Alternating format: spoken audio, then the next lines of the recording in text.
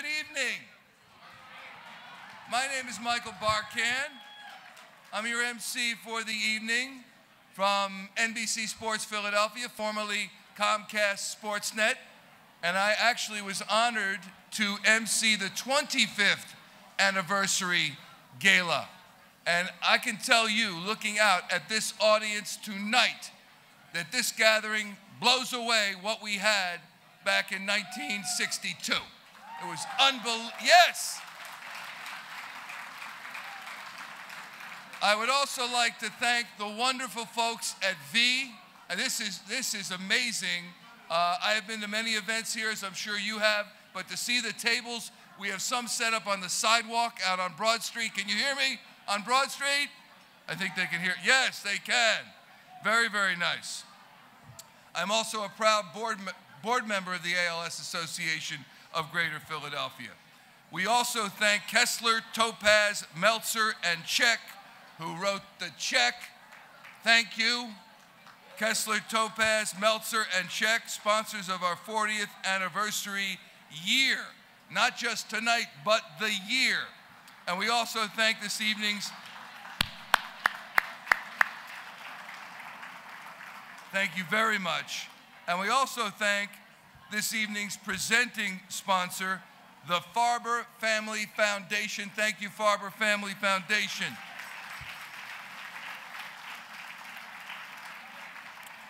We got a magnificent evening planned for you tonight.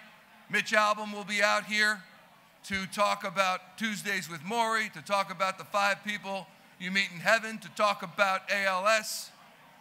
And our keynote is Mitch, but we are honoring Ellen Phillips and all the work that she has done for this chapter.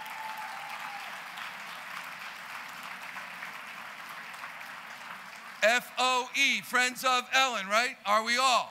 Friends of Ellen. And we love her. Afterward, make sure we got an after party. It's going till 3 in the morning, I've been told 3. And Ellen will be here till 3. She told me that. Next, before we begin in earnest, if I could have your silence, please. Please, your silence, please. Shh. As we all know, we lost Roy Halladay this week. Horrific tragedy. And we didn't lose Roy Halladay, the pitcher, because we will be able to see him forever in videos. We will be able to see his statistics. We will be able to watch all the heroics that he performed on the field. But we lost Roy Halladay, the person. We lost the teammate. We lost the friend. We lost the husband. We lost the son. And we lost the father of 2 young boys. So he was a man of very few words, but he was real big on energy and passion and win. And he had such a life force that when he scowled at you, you would just about cower. But when he smiled at you, it went right into here. That's what kind of guy Roy Halladay was. In the unfortunately limited times that I was able to talk to him and interview him. And we grieve for his wife, Brandy, and his sons, Ryan and Braden. And if we could have a moment of silence for Roy.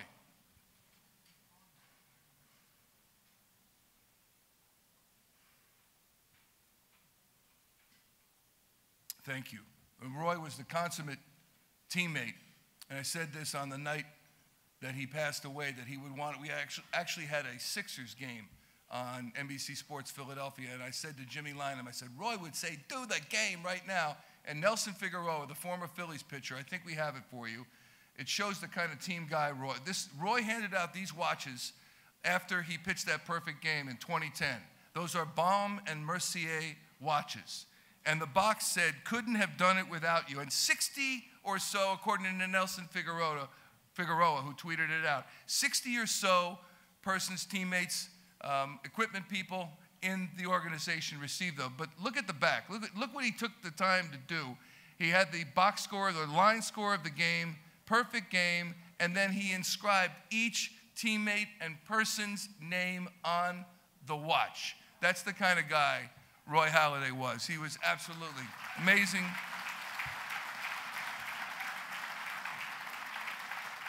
And we thank Nelson Figueroa for tweeting that out because it was beautiful to see. So Roy would say, let's go, let's do it.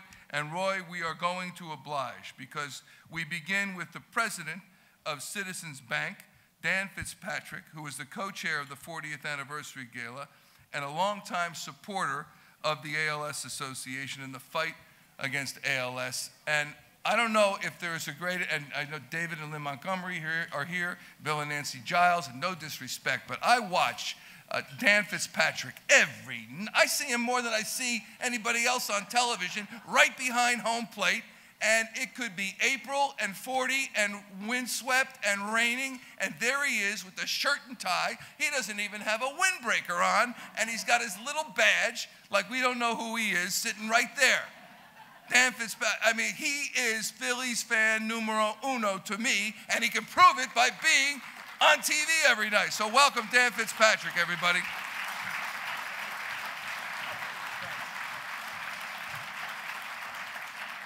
Michael, thank you so much. Everybody, let's have a hand for Michael Barker. I know he brings better energy to a great event like this.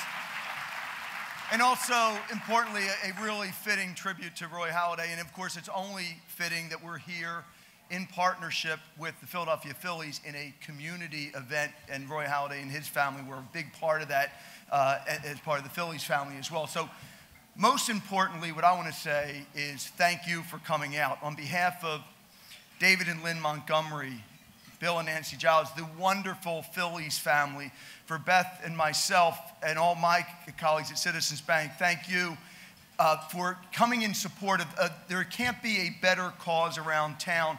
And again, what's really important is that we're coming out in support of this great cause. And of course, you know, the reason we're going prime time tonight with the ALS Gala instead of being a lunchtime is because this is the 40th anniversary, and of course, our honoree is none other than Ellen Phillips. Ellen is amazing. Ellen and her family are amazing.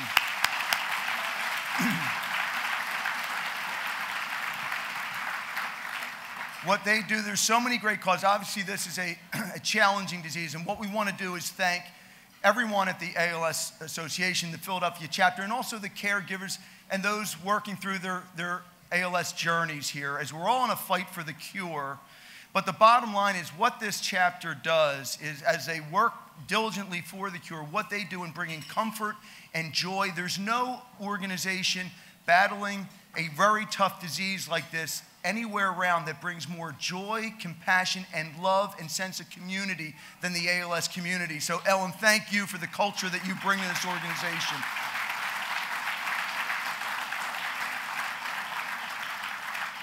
And finally, as Michael said, there's a great program tonight. Thank you for coming out, joining all of us in support. Your dollars go to really important causes. You'll hear a lot about that. But I think what we have is a great video to kick this off. So thank you so much, and look forward to a great night together. Thanks so much. Thank you, Dan. Dan Fitzpatrick, Citizens Bank, and Phillies fan. Way to be. We also have some other generous sponsors, and I want to name them now. There are about 50, no, they're not 50 sponsors. But the last name, wait till you hear. Okay. Independence Blue Cross, Mitsubishi Tanabe Pharma America, the Ron and Ann Krantzer family, Parks Casino, Chris Cantor, David Kassoff, Kim Ann and Larry Mink, Bayada Home Health Care, yeah! I'm gonna need you later tonight. Conservice Capital Advisors, Inc., Cozen O'Connor, I'm almost done. CSS Industries, David Kassoff, thank you, yeah! And Premier Dental Products Company.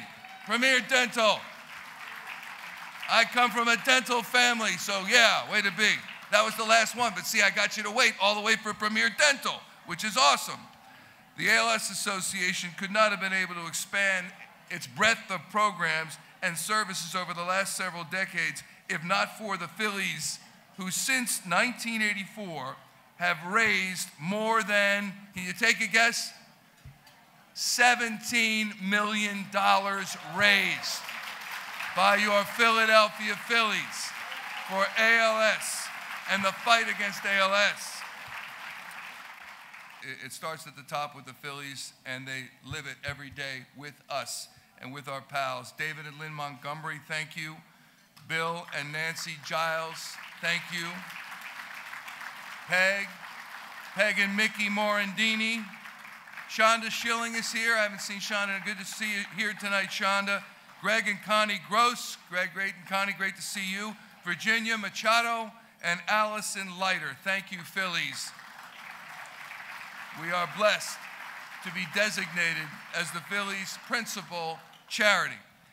Every year, this phenomenal sports organization demonstrates tremendous heart and generosity, and this year is no different, as we welcome John Weber, President of Phillies Charities, Lynn Montgomery, Vice Chair of Phillies Charities, and Treasurer of Phillies Charities, Sherry Clothier, to present a check to Marta Rubin Kiesling, Executive Director of the ALS Association Greater Philadelphia Chapter, and Brian Rickards, an Abington police officer and champion of all we do for people with ALS. And John Weber, it's all yours. Thank you.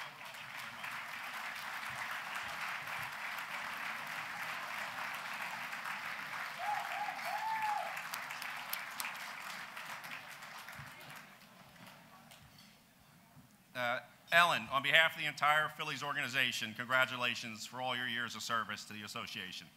A well-deserved honor, and we're happy that you're being recognized for all your efforts. Lynn Montgomery and Sherry Clothier and I are here representing Phillies Charities. I would like to call up one additional person to the podium, Regina Castellani. You saw some of her pictures in that.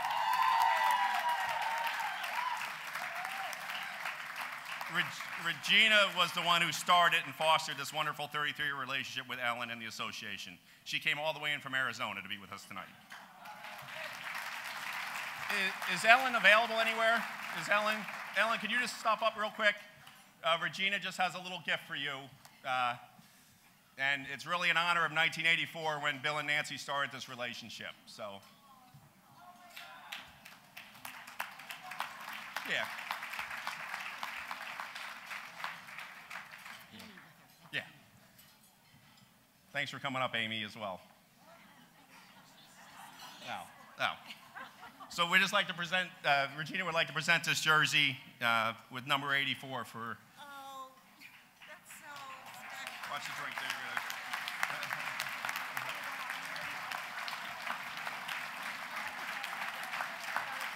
Just stay for a minute, too. Tonight, the Commissioner of Baseball, Rab Manford, is being honored in New York by the New York chapter of the ALS Association. In recognition of Rob being honored tonight in New York, Ellen, the Phillies will be donating $5,000 to the chapter. In his honor.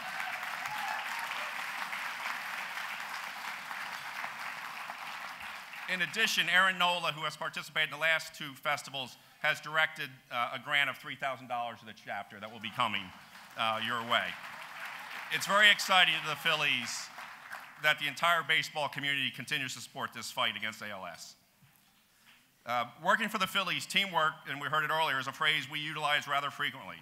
As a sports organization, we always strive to be good teammates to one another, to our sponsors, many of them who are in the room today, to our alumni, you heard some of them are here, and to our fans. We also want to be good partners to all the wonderful charities doing such great work in our community. As we all know, the ALS Association does meaningful work helping those impacted by this terrible disease. Our ability to raise money together to support the ALS Association only happens due to the participation and teamwork of so many people. It's truly teamwork at its best.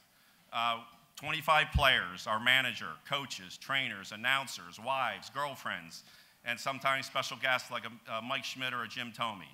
Our day game employees come and volunteer every night. Our sponsors, our ownership, John Middleton and the Buck family. You can always find John at every Rolls and Winter every year. Our partners at Citizens Bank Park, Spectra and Aramark, who donate their time and money to the event. Our full-time staff is there. And finally, and most important, our fans. 5,000 to 6,000 come out each and every year to support us. So, I'm good. So on behalf of everyone at the Phillies, we would like to present this check in the amount of $656,500 to the Philadelphia chapter.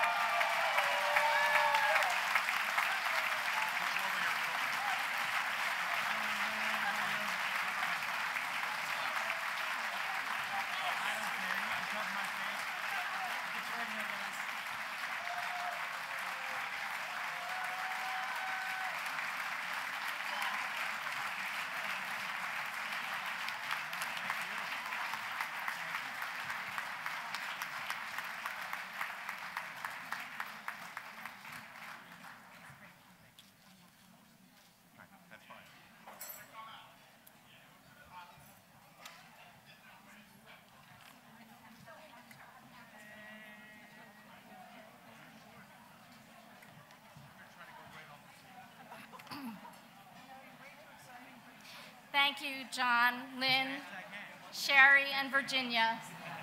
It's very hard to see here. It is with deepest gratitude that the ALS Association, Greater Philadelphia Chapter, acknowledges the commitment, passion, and generosity of the Phillies. For more than 3 decades, you have stood with us. You have stood with our patients and families in the fight against ALS. Truly, no words can adequately express the difference you make in the lives of others every day. Since I joined the chapter 6 months ago, I've had the privilege to witness this remarkable relationship. I've seen the gentle care, the kindness, and the spontaneity of the players as they interact with the patients and their families, sharing essential life moments of great joy, personal meaning, and vulnerability. I've listened closely to members of the Phillies leadership as they share how this marriage of purpose impacts their lives so positively, as if this relationship were a gift to them rather than the other way around. In this way, the Phillies, as an organization, as a charity, and as individuals, demonstrate the very best of the human spirit. We are so blessed to have you as our indomitable partner, and more importantly, as our constant friend. On behalf of all who benefit from your generosity, I say thank you.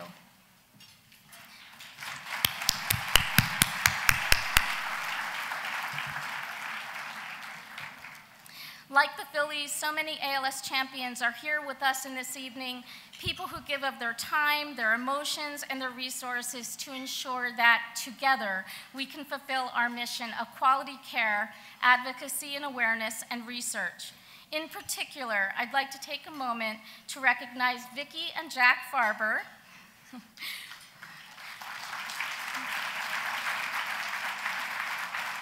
who made an extra special effort to be here tonight and who exemplify the ALS champion through their visionary leadership.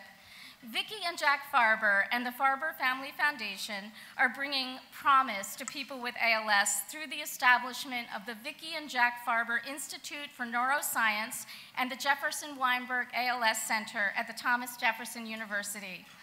The Jefferson Weinberg ALS Center features the area's only ALS-specific research labs integrated directly with a multidisciplinary ALS clinic that provides compassionate, state-of-the-art coordinated care, all with the ultimate goal of finding a cure. We thank you, Vicki and Jack, and ask you to stand so that we may recognize your extraordinary commitment and generosity to the chapter and to the entire ALS community.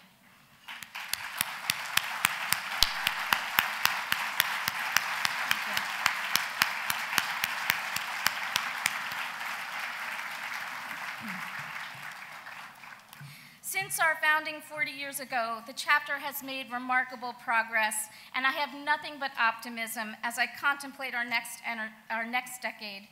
We are energized by the release of Radicava by Mitsubishi Tanabe Pharma America, the first treatment in 22 years, which brings with it the hope of a higher quality of life for ALS patients. And just the other day, we met with representatives of Brainstorm, another biopharma company that is embarking on a phase 3 trial for a new treatment for ALS. We believe that science will break through in the coming years, providing more and better treatments, and eventually a cure. Even now, we are working to position the chapter to be ready for these advancements. We are planning new education and awareness initiatives to reach healthcare professionals and patients at the earliest stages of the disease and to propel forward the public's understanding of ALS.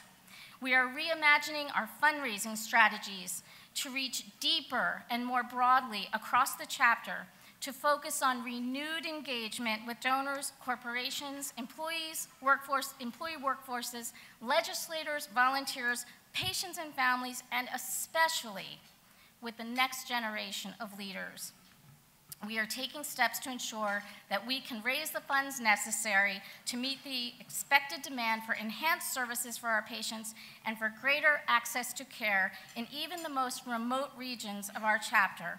And we will strive to promote collaborative research efforts to unlock the secrets of ALS, as well as other neurodegenerative diseases, with the goal of finding a cure.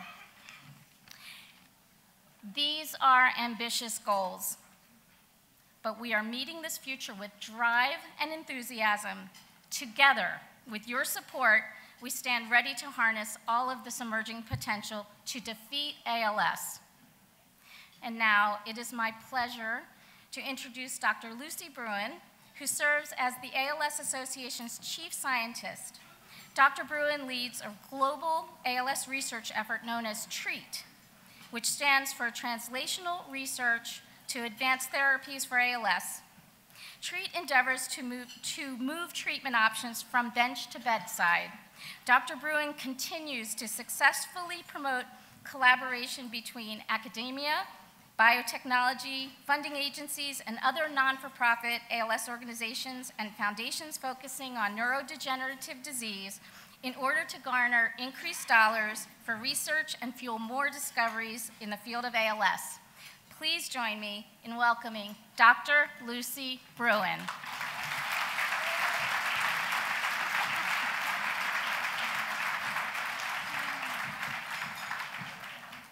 Thank you so much. It's truly a privilege to be here today and really recognize the 40 years of dedication of the chapter, the huge commitment to research, and in particular to a dear friend, colleague, and really an inspirational leader, Ellen Phillips. And I really am the voice of the clinicians and the scientists globally who really want to thank Ellen for what she has done.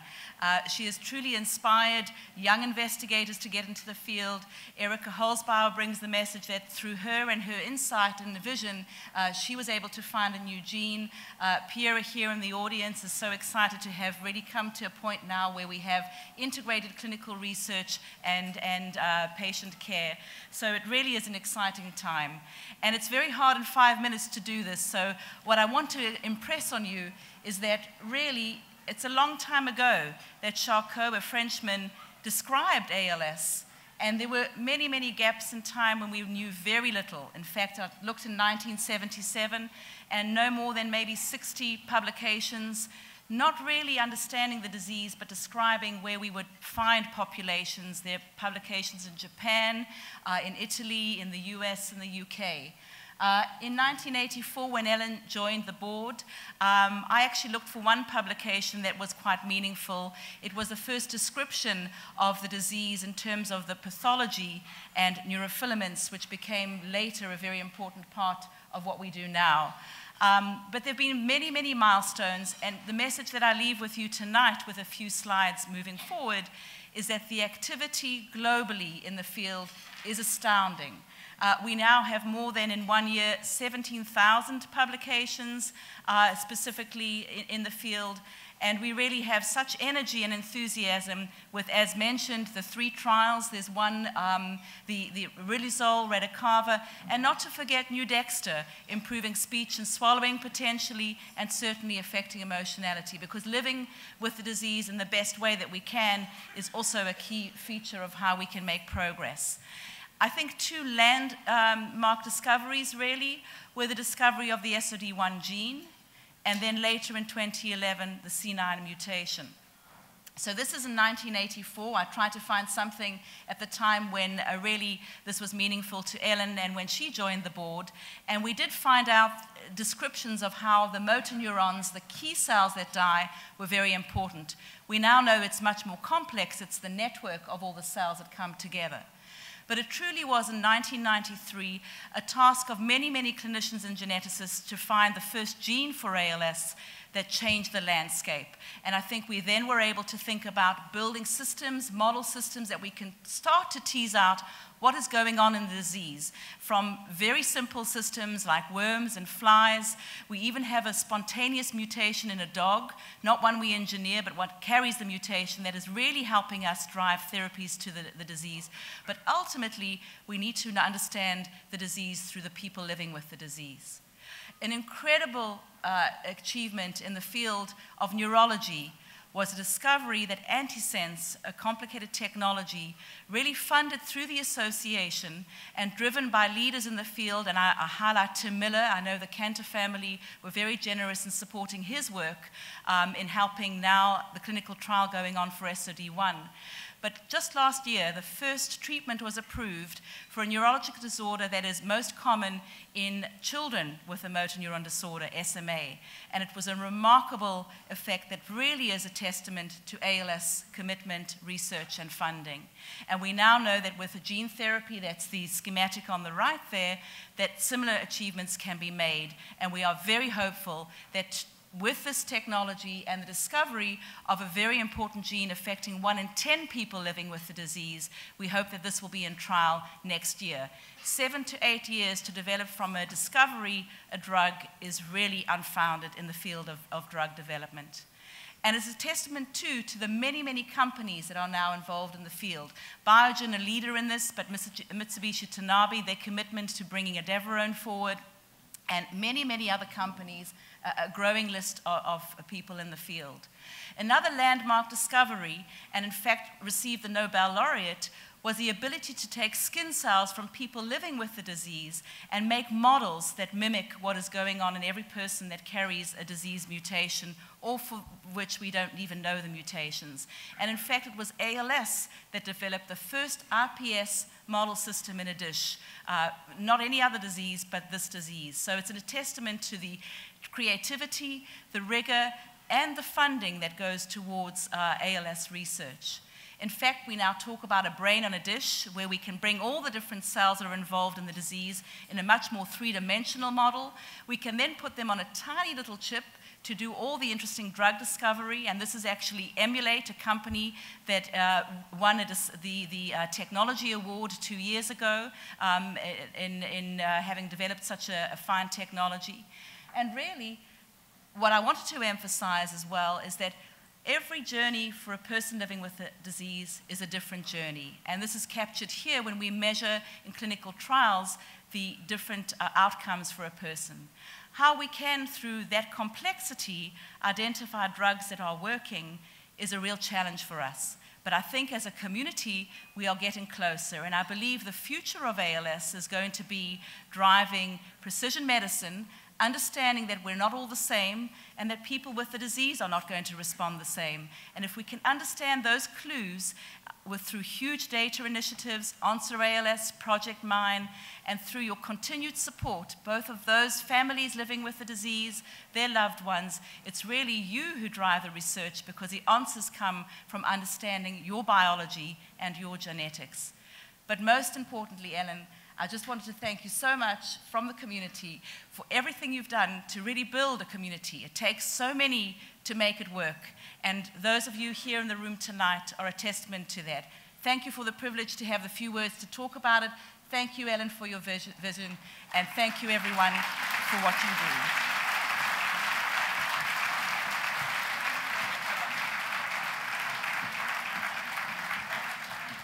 Thank you, Dr. Bruin. She left her clicker up here. Let's go to the other photos. Right there.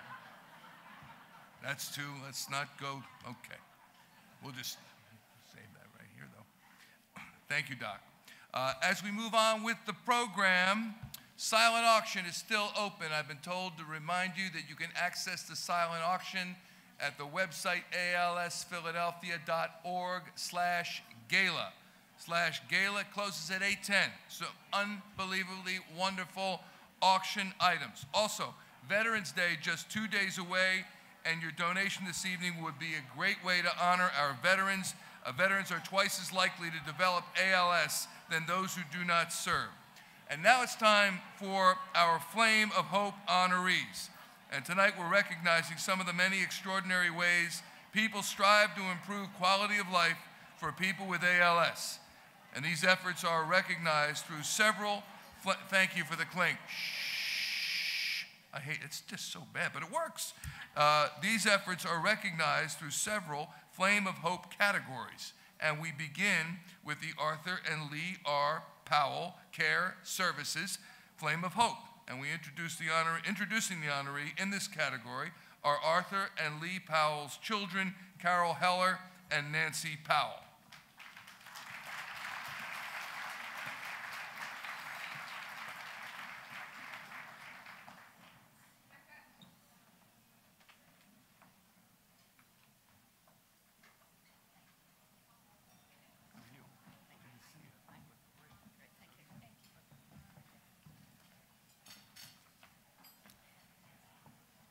When our mother was diagnosed with ALS, the Philadelphia chapter was there to help.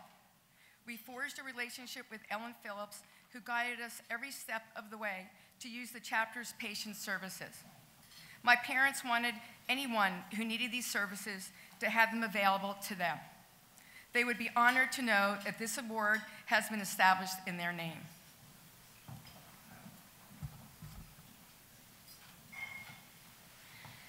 As a visiting volunteer for more than 16 years, Kelly Slipikoff has donated thousands of hours to benefit the ALS cause and has exemplified the chapter's mission to improve quality of life for people with ALS and their families. Kelly goes over and above the responsibilities of a visiting volunteer, bringing comfort and happiness to individuals affected by ALS by helping each person celebrate the joy of being in the moment, whether that means journeying to the park, casino, or mall together, or simply enjoying each other's company during a quiet afternoon. Along with her husband, Al, Kelly also spearheads their green team for the Walk to Defeat ALS, and lends her time to Philly's Festival, the holiday party, and other chapter events. Thank you, Kelly, for all your tireless work for those with ALS. Where's Kelly? Oh, Kelly. Oh,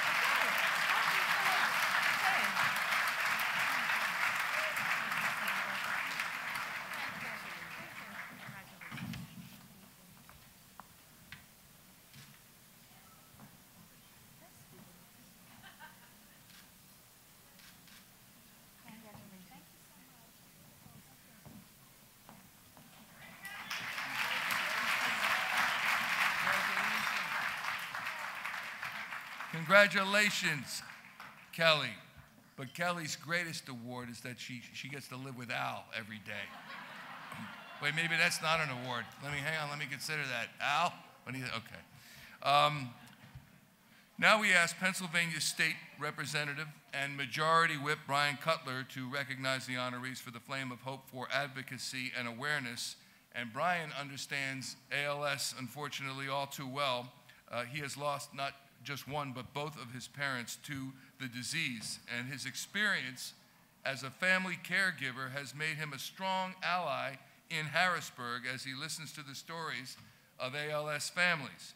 Brian knows the value of personal advocacy and is here to present this special honor to some very deserving young women. Representative?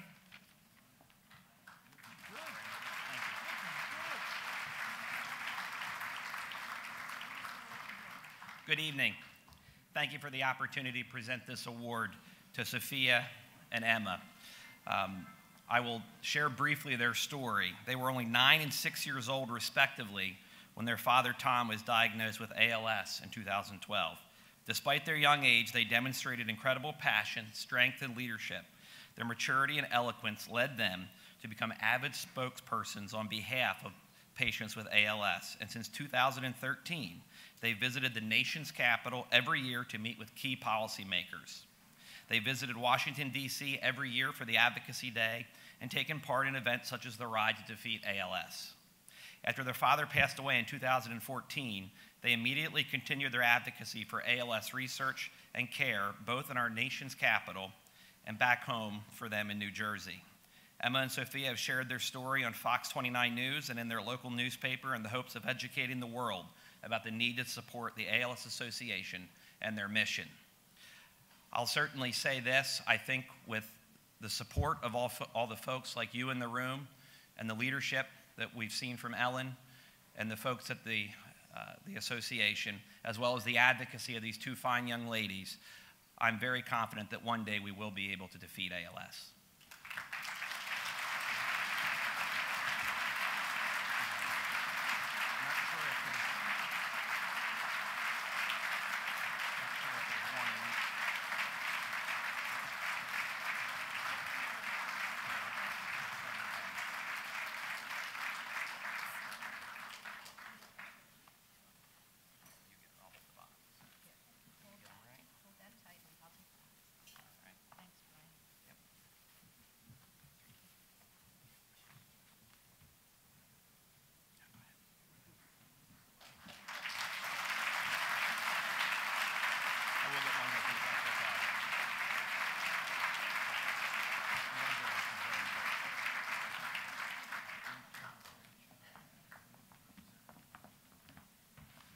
Congratulations, Emma and Sophia, and thank you, Representative Cutler. Did you see the tux? Anybody else wearing a tux out here? Unbelievable. I was told don't wear it. He looked phenomenal, and he appears on the Senate floor like that in Harrisburg.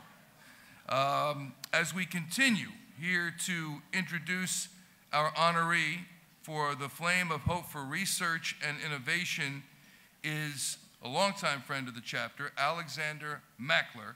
And Alexander's father, Dr. Scott Mackler, was a true champion in the fight to end ALS through his decade-plus battle with the disease. And Scott had an amazing spirit, and he was a wonderful, wonderful guy, and we miss him every day. But today, the Mackler family continues to honor his legacy through an annual 5K run that raises funds for the critical work that is done by the chapter to provide assistive technology to people with ALS. Alexander and the Mackler family have been strong advocates for innovation in technology and research, which brings him here tonight to present this special honor. Alexander.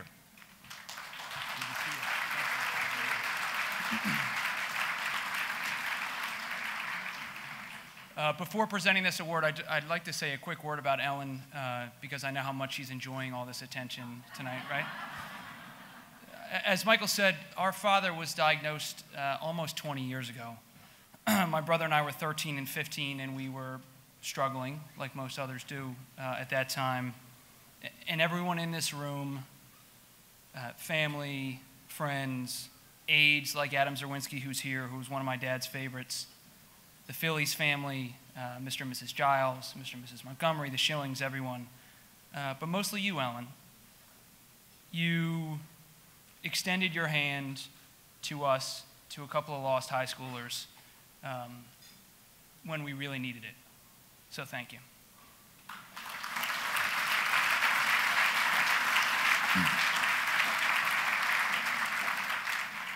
For more than 20 years, Dr. Zachary Simmons and the Penn State Hershey ALS Clinic and Research Center, where are you guys, by the way? Right, there you are, all right. Very quiet, okay. Have been national leaders in ALS research.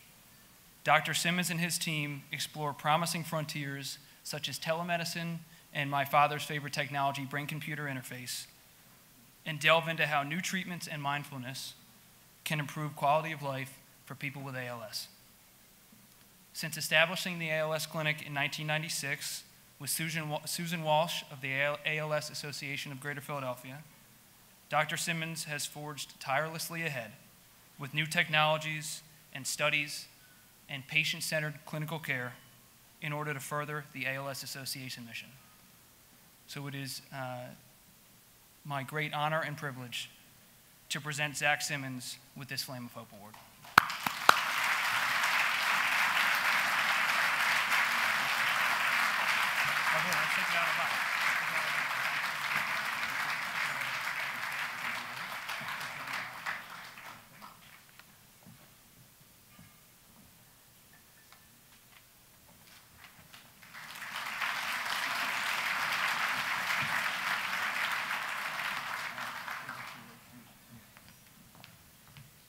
Thank you, Alex and Doc. One final Flame of Hope honoree is being recognized as a partner in health and humanity. A valued friend of our chapter, Christine Moretti, will introduce the honoree. Christine was diagnosed with ALS in 2016 and is sharing her story with others to help raise awareness. In just the past 6 months, Christine has participated in ALS advocacy, has been a spokesperson for the Phillies Festival, has helped organize teams with the Ride to Defeat ALS and the Walk to Defeat ALS, and tonight she is helping to recognize somebody who she sees as both a hero and a friend. Christine Moretti.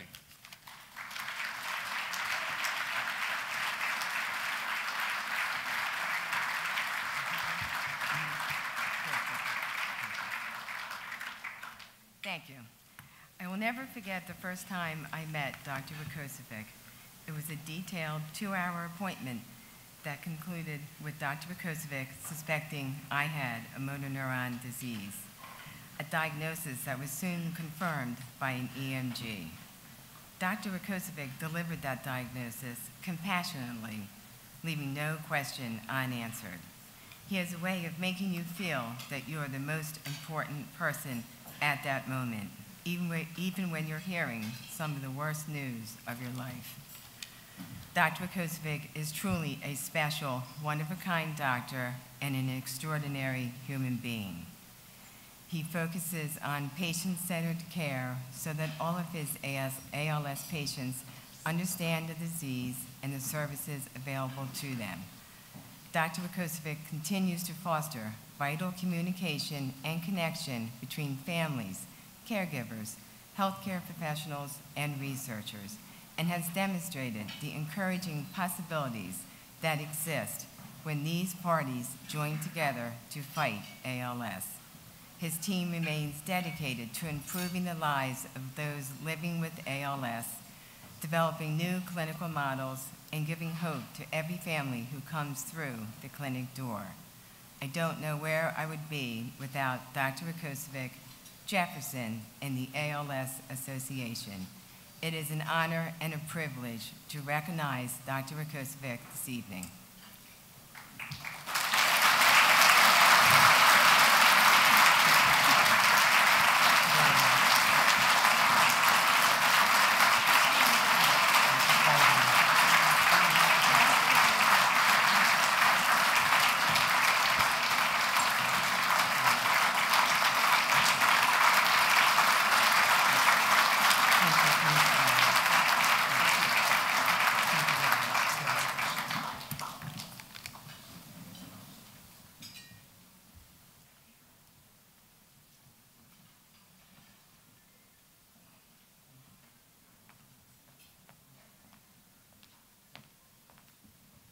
Congratulations.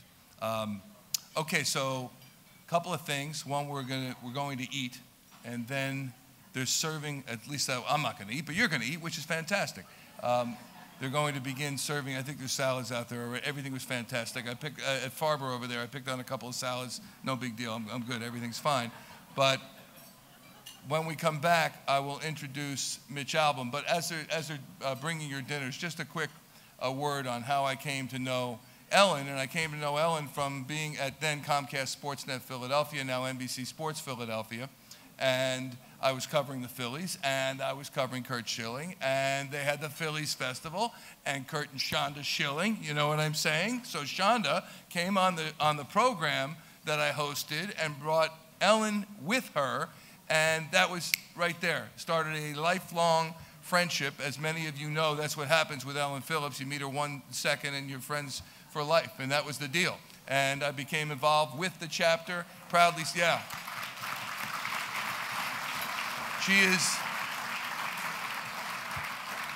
She is just one of the most amazing persons I've ever met. I'm sure you feel the same way. It's just been a joy, and it's a labor of love for her to do what she does, and just being on the phone with her today and setting up for tonight. She obsesses over everything, as you know. She wants everything just right. And she told me, I shouldn't tell you this, but she said, I lost my speech. So you know the old line they used to say about Michael Jordan, you can't stop him, you can only hope to contain him. Well, with the speech, we could stop her. Now we can only hope to contain her. She's going to be great. And, of course, Mitch album coming out in a little bit. And we've got the Hooters as well. All you zombies, it's going to be, not you zombies, but them zombies. It's going to be amazing. So enjoy dinner. We'll be back to introduce Mitch album in a little bit.